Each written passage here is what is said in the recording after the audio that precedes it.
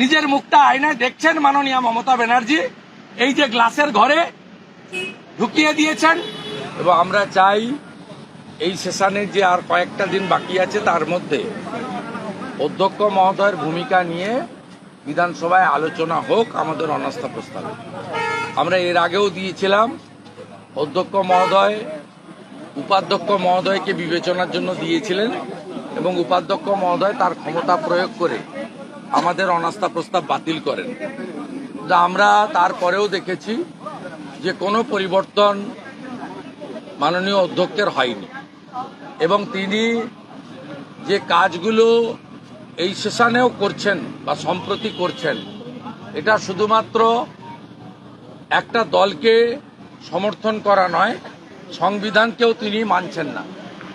আপনারা শপথ গ্রহণের ক্ষেত্রে জানেন বিধায়কদের সেখানে পরিষ্কার আইনে বলা আছে মহামান্য রাজ্যপাল যিনি সংবিধানের প্রধান তিনি অথবা তার মনোনীত কেউ শপথ বাক্য পাঠ করাবেন।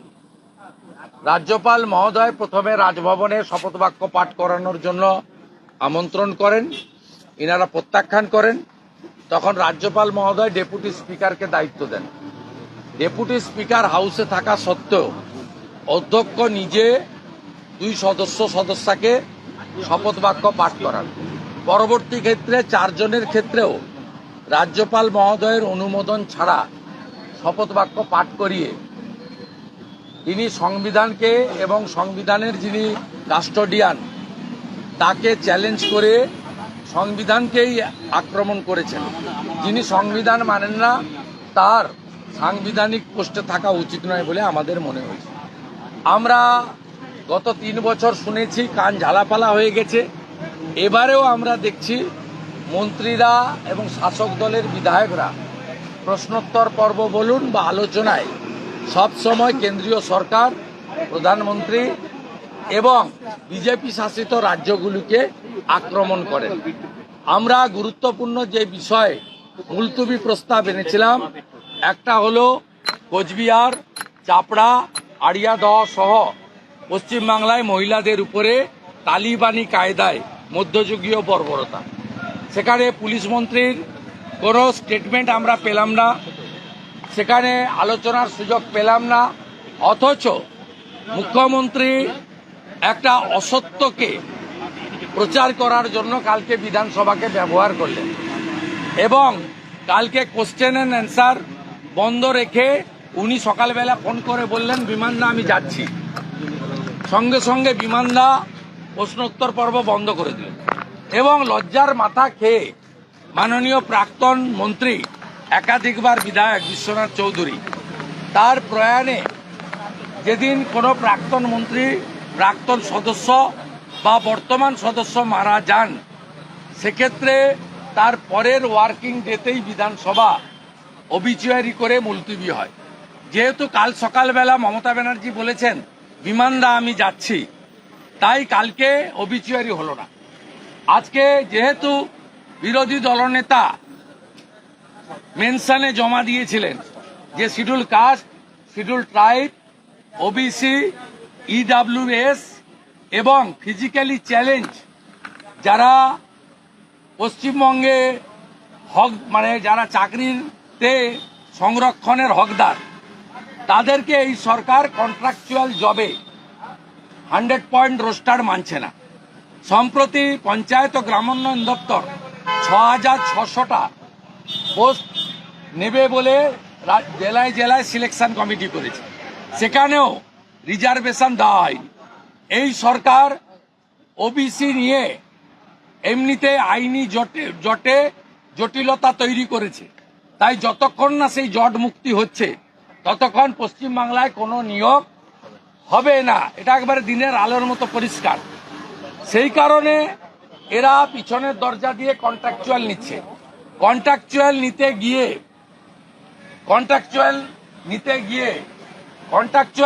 গিয়ে আজকে 100 roster SC ST, EWS, physically challenge এবং যারা এক্সাম ক্যাটাগরিতে আছে, এক্স সার্ভিসম্যান, এনুমারেটর, তারা সংরক্ষণের সুযোগ পাচ্ছেন না। আমার যেহেতু বলার মেনশনে দিয়েছিলাম, তালিকা দেখে অবিচুয়ারি অ্যান্ড অ্যাডজন। এই হাউসকে দশকর্মা ভান্ডারে পরিণত করা হয়েছে, দলের হাউসে পরিণত করা হয়েছে। আমরা ফিরহাদ হাকিমের সাম্প্রদায়িক মন্তব্যের প্রতিবাদ করেছিলাম, আমাদের অ্যাডজনমেন্ট মোশন পড়তে দেওয়া হয়নি, উল্টে আমাদের প্রতিবাদ শাউটিং স্লোগানকে বাধা দেওয়ার জন্য মেনশনে 2 মিনিটের বেশি বলার সুযোগ কেউ পান না। শ্যামল মণ্ডলকে 12 মিনিট, অপূর্ব সরকারকে 10 মিনিট ধরে স্পিকার নির্মল ঘোষের সঙ্গে পরামর্শ করে বক্তব্য চালিয়ে যেতে বলেন। নির্লজ্জের মতো একটা চোখ বন্ধ রেখে একটা চোখ খোলা রেখে যে কাণ্ড কারখানা তিনি করছেন, বিধানসভার রুলস, সংবিধান, গণতন্ত্র, হাউস বিলংস টু অপোজিশন, আর দিব্যি ছিন্নমূলের ঘাসফুল মার্কা প্রতীক গলায় ঝুলিয়ে লোকসভা ভোটে প্রচার করে বেড়াচ্ছেন দাঁত কেলিয়ে সুমন কাঞ্জিলাল, তাকে বেমালুম বলছেন বিজেপি সদস্য, তিনি বক্তৃতা রাখছেন। যাহা মুখ্যমন্ত্রী তাহাই বিমানদা, কয়েনের এপিট আর ওপিট। তাই এই অধ্যক্ষের অপসারণ চাই, এই দলতন্ত্রের হাত থেকে মুক্তি চাই। মুখ্যমন্ত্রী প্রচন্ড কান্নাকাটি করছেন, সংবাদ মাধ্যমে দেখলাম যে লোকসভার অধ্যক্ষ সাংবাদিকদের অধিকার খর্ব করছেন। ছাতা হাতে ধরে বিরোধী দলনেতা হাউস চলাকালীন পিচ রাস্তায় দাঁড়িয়ে সাংবাদিক সম্মেলন কেন করছেন? নিজের মুখটা আয়নায় দেখছেন মাননীয় মমতা ব্যানার্জি?